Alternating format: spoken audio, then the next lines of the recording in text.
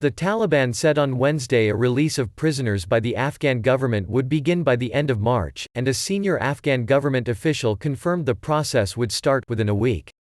The development could remove a key factor in the deadlock holding up negotiations between the Islamist militant group and the Afghan government under a U.S.-brokered peace process. The meeting decided that the release of the prisoners will practically start by the end of March, Sohail Shaheen, a Taliban spokesman, said on Twitter, referring to a virtual meeting that included Taliban and Afghan government officials.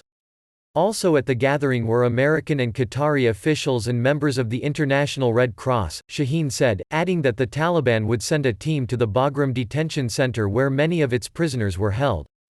The two sides have differed on prisoner releases, with the Afghan government seeking a phased and conditional release and the Taliban wanting all prisoners freed in one go as envisaged in a deal signed with the United States in Doha last month.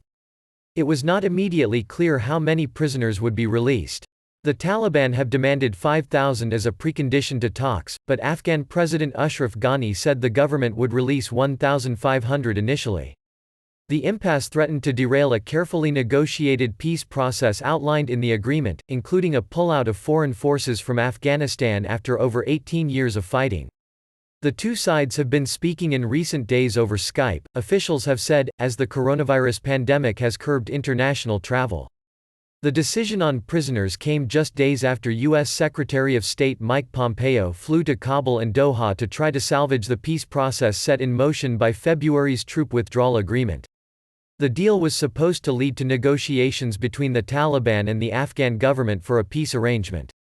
BID has suffered setbacks due to the prisoner disagreement and a political feud between rival Afghan politicians that has held up the appointment of a negotiation team.